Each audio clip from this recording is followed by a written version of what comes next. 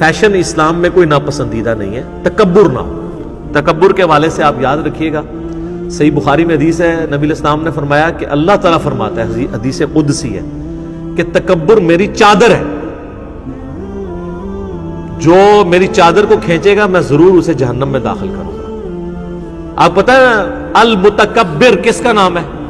اللہ کا۔ سورۃ الحشر میں المتکبر، تکبر صرف ایک ہستی کو شایع ہے اور وہ اللہ ہے، مخلوق میں کسی پیغمبر کسی فرشتے کو بھی شایع نہیں ہے، اس لیے سب کے سب عاجزی شو کرتے تھے۔ تو تکبر میری چادر ہے جو کھینچے گا، اس کا مفہوم آپ کو تب سمجھ آئے گا جب آپ اس زمانے میں جائیں۔ اگلے زمانوں میں عرب کی ٹریڈیشن کے اندر آج بھی اگر گاؤں ایریا میں جائیں تو لوگوں کو پٹکا رکھنے کی عادت ہے، ایسے نا ایک چادر رکھی ہوتی ہے ایسے، یہ میاں والی سائڈ پہ بھی چلے جائیں لوگ پٹکا رکھتے ہیں، عرب میں لوگ لال رومال رکھتے ہیں۔ تو اب مجھے بتائیں ایک عزت والا آدمی جتنے اتنے فالوور ہو اس کا لال رومال یوں پکڑ کے کوئی پبلکلی کھینچ لے تو اس کو کتنا برا لگے گا، اس کا بھی دل کرے گا کہ آپ کو آگ میں جلا دے، ٹھیک ہے۔ یا کسی نے یہاں پہ پٹکے والی خوبصورت سی وہ استری کر کے چادر لٹکائی ہوئی ہے اور بڑی مجلس میں وہ بڑا کرو فر کے ساتھ چل رہا ہے۔ یہ مولانا فضل الرحمان صاحب نے بھی آپ نے دیکھا پٹکا بڑا خوبصورت سا رکھا ہوتا ہے، وہ تسی خرید بھی نہیں سکتے، کتنے دا سی جی؟ وہ 30,000 سے زیادہ کی اس کی پرائس ہے، وہ جو وہ آپ کو اورنج سا نظر آتا ہے وہ تو آپ سوچ بھی نہیں سکتے۔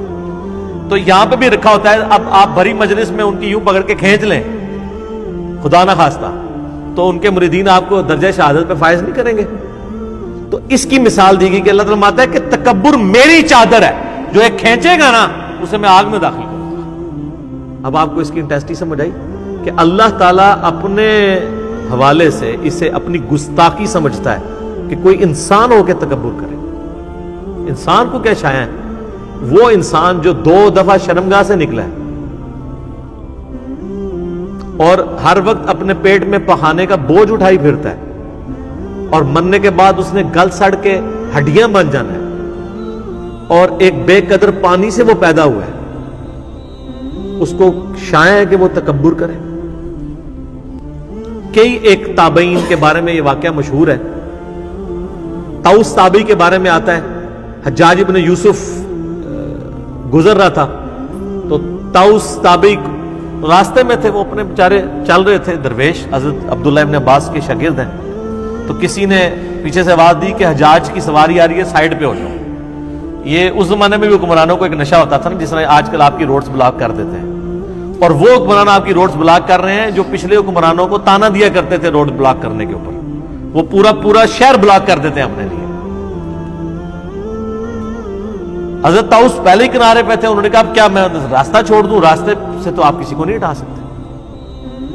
تو حجاج بن یوسف جب پاس آیا نا تو کہنے لگا تم مجھے جانتے نہیں ہو؟ ہائے ہائے ہائے۔ طاؤس تابعی نے کہا میں تمہیں خوب جانتا ہوں، ابتدا میں تم ایک بے قدر منی کے قطرے تھے،